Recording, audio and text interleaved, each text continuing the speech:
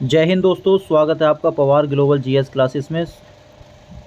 आइए शुरू करते हैं करंट अफेयर प्लस स्टैटिक। बहुत ही शानदार क्वेश्चन। चलिए शुरू करते हैं बच्चों।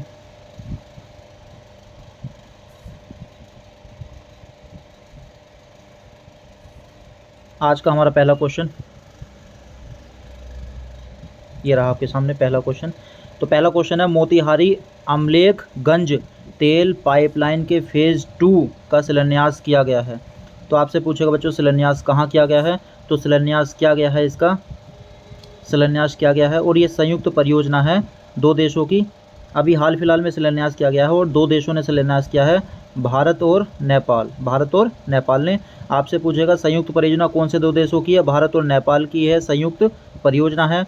भारत की तरफ से इसके शिलान्यास करने में कौन गए, मोदी जी गए। और नेपाल की तरफ से पुष्प कमल दहल जो नेपाल के पीएम हैं। और इस परियोजना की शुरुआत हुई 10 सितंबर 2019 को हुई थी, शुरुआत जो हुई थी।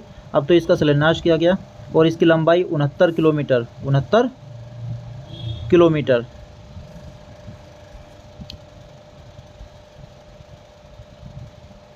नेक्स्ट देखिए बच्चे, नेपाल के बारे में थोड़ा सा पढ़ लेते हैं। नेपाल से जो है भारत के 5 राज्यों की सीमा लगती है। नेपाल से भारत के कितने राज्यों की सीमा लगती है, 5 राज्यों की सीमा लगती है। यूके, यूपी, बिहार, पश्चिम बंगाल, सिक्किम। यूके, यूपी, बिहार, पश्चिम बंगाल, सिक्किम, तो 5 राज्य हो जाते हैं। और नेपाल में 88% हिंदू है। नेपाल की कैपिटल काठमांडू जो मध्य हिमालय में स्थित है। काठमांडू आपसे पूछेगा मध्य हिमालय के कौन से पार्ट में स्थित है, मध्य हिमालय में। नेपाल की मुद्रा क्या है, नेपाली रुपया। नेपाल की मुद्रा क्या है, नेपाली रुपया। इतना आप ध्यान रखें। आगे बढ़ते हैं बच्चों। नेपाल की मुद्रा नेपाली रुपया। और नेपाल में एक शहर पड़ता है जिसका नाम है जनकपुरी। तो जनकपुरी से भारत के लिए ट्रेन आती है। जनकपुरी से भारत के लिए क्या आती है, ट्रेन आती है। चलिए अगला क्वेश्चन। अब मैं दिखा दूँ आपको नेपाल। ये देखिए भाई, नेपाल आपको दिख ही रहा होगा दोस्त। ये आपका नेपाल है। और नेपाल से देख लेते हैं सीमा लगने वाले भारत के राज्य 5 हैं। उत्तराखंड हो गया, उत्तर प्रदेश, बिहार, और ये देखिए जहाँ मैंने गोल गोल किया है अभी, ये है आपका पश्चिम बंगाल, और ऊपर की तरफ है सिक्किम। तो कितने राज्य हो जाते हैं, नंबर 1, नंबर 2, मैं नंबर डाला हूँ ध्यान से देखना, 3, 4, 5। इस तरह से 5 राज्यों की सीमा नेपाल से लगती है। ठीक है भाई। और नेपाल की सीमा चाइना से भी लगती है। बड़ा डरा डरा सा रहता है ये चाइना से। चलिए अगले क्वेश्चन की ओर चलते हैं भैया। ये देखिए, ये है पुष्प कमल दहल। ये हैं पुष्प कमल दहल, ये जो है पुष्प कमल दहल। और इन्हें तो आप जानते ही होंगे, मोदी जी। ये हैं भारत के प्रधानमंत्री मोदी जी। ये हैं पुष्प कमल दहल, इनका नाम है पुष्प कमल दहल। दहल ले है बाद में, पुष्प कमल दहल। ठीक है जी। Next question. अगला क्वेश्चन है, junior men's Asia cup hockey 2023 का खिताब जीता है। तो ये जीता है भारत ने। किसने जीता है, भारत ने। यहाँ आपसे पूछेगा ये खिताब जीता है किसने, भारत ने जीता है। चलिए और डिटेल में बताते हैं इसे, थोड़ा सा डिटेल ही डिटेल है टोटल। देखिए, अब मेंस कप हॉकी क्या हो गया ये, जूनियर मेंस कप हॉकी, कहाँ गई पेंसिल। देखिए, जूनियर मेंस कप हॉकी 2023 का खिताब किसने जीता है, तो भारत ने जीता। और किसे हराकर, पाकिस्तान को हराकर। वही तुम्हारा पड़ोस, अपना पड़ोसी देश भारत। और इसका कप्तान कौन रहा है हॉकी टीम का भारत की तरफ से, उत्तम सिंह। कौन रहा है, उत्तम सिंह। और ये junior men's Asia cup hockey 2023 का जो खिताब जीता है और इसका जो आयोजन हुआ है वो कहाँ हुआ है, सलालाहा। तो ये ले है, ये क्या है, ले है। मैं लिख देता हूँ यहाँ सलालाहा। सलालाहा। और सलालाहा कहाँ पड़ता है, ओमान में। सलालाहा कहाँ पड़ता है, ओमान में। अब यहाँ देखिए, भारत में चौथी बार, भारत ने चौथी बार जूनियर एशिया कप हॉकी पुरुष का खिताब अपने नाम किया है। भारत ने चौथी बार किया है। सबसे शुरू में किया था 2004 में। 2004 में पहली बार, और 2008 में दूसरी बार, 2015 में तीसरी बार, और 2023 में चौथी बार। 2023 में कौन सी बार करा है? चौथी बार करा जी। नेक्स्ट आगे देखिए, अब यहीं ये जो फुटबॉल है इसे कराता को हॉकी की बात चल रही है। हॉकी को कराता कौन है? FIH फुल फॉर्म है इसका international hockey federation. Football international hockey federation इसका फुल फॉर्म है। और यहीं पूछेगा आपसे इसकी स्थापना कब हुई, तो इसकी स्थापना हुई थी 7 जनवरी 1924। हेडक्वार्टर लुसाने जो पड़ता है स्विट्ज़रलैंड, और इसके वर्तमान अध्यक्ष कौन है? तैयब इकराम। कौन है भैया? तैयब इकराम। चलिए आगे बढ़ते हैं। और ये देखिए ये हैं उत्तम सिंह, ये हैं उत्तम सिंह, भारतीय जो हॉकी टीम है उसके कप्तान, भारतीय हॉकी टीम के कप्तान। चलिए आगे बढ़ते हैं नेक्स्ट क्वेश्चन की ओर। फुटबॉल से संबंधित शब्दावली, फुटबॉल से संबंधित शब्दावली के बारे में डिस्कस करते हैं हम थोड़ा सा। देखिए फुटबॉल से संबंधित शब्दावली, और शब्दावली एडवांटेज अगर शब्द आए तो समझ जाना किससे संबंधित है? फुटबॉल से। एडवांटेज क्लोंज ये एक साथ है भाई। विलाइड side, centre forward, corner kick, direct free kick, dribble, goal kick, hattrick, मार्किका, offside, penalty kick, red card, throw in, पिंग, ये सारे के सारे शब्दावली किससे संबंधित है? ये फुटबॉल से संबंधित है। किससे? फुटबॉल से संबंधित शब्दावली। ठीक है आगे बढ़िए। फुटबॉल से संबंधित कप एवं ट्रॉफियाँ, फुटबॉल से संबंधित कप एवं ट्रॉफियों के बारे में हम जान लेते हैं। अब देखिए बच्चों, फुटबॉल से संबंधित कप एवं ट्रॉफियाँ, अब कौन कौन सी हैं फुटबॉल से संबंधित कप एवं ट्रॉफियाँ? तो पहली African national cup, airlines cup, American cup, Asia cup, Asian women's cup, Jawaharlal Nehru cup, Merdeka cup, Durand cup, Begum Hazrat Mahal cup, Bordoloi cup, Colombo cup, Indira Gandhi cup, Lal Bahadur Shastri cup, Lal Bahadur Shastri cup. अब इसमें बहुत ज़्यादा बार पूछे जाने वाले कौन से हैं? Jawaharlal Nehru, Merdeka cup, Durand cup, Begum Hazrat, और बारदोलाई, कोलंबो, इंदिरा गांधी और लाल बहादुर शास्त्री, ये बहुत बार एग्जाम में पूछे गए हैं। चलिए नेक्स्ट क्वेश्चन की ओर बढ़ते हैं। कुछ छूटा तो नहीं है? नहीं, कुछ नहीं छूटा। अब अगला क्वेश्चन है, लातविया के नए राष्ट्रपति बने हैं जिनका नाम है एडगर रिंकेविच।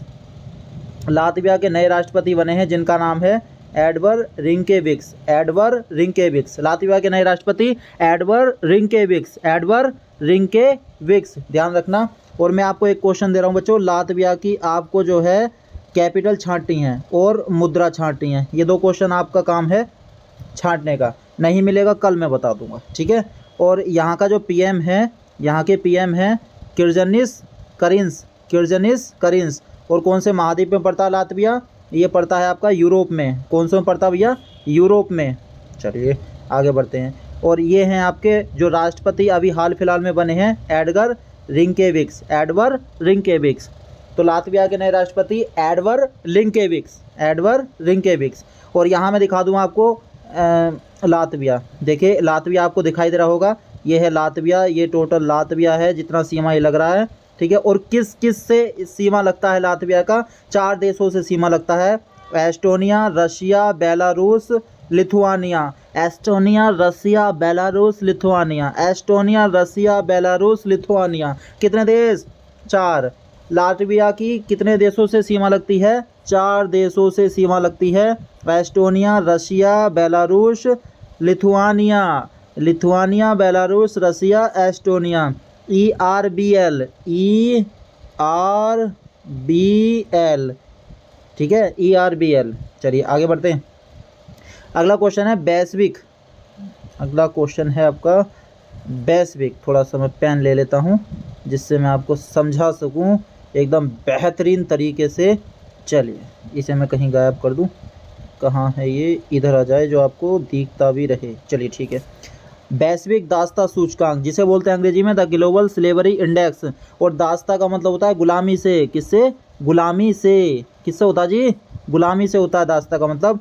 सर्वाधिक दास्ता उत्तर कोरिया में, सर्वाधिक दास्ता अगर पूछे उत्तर कोरिया में। और किसने रिपोर्ट जारी करी है? Walk free foundation, walk free foundation.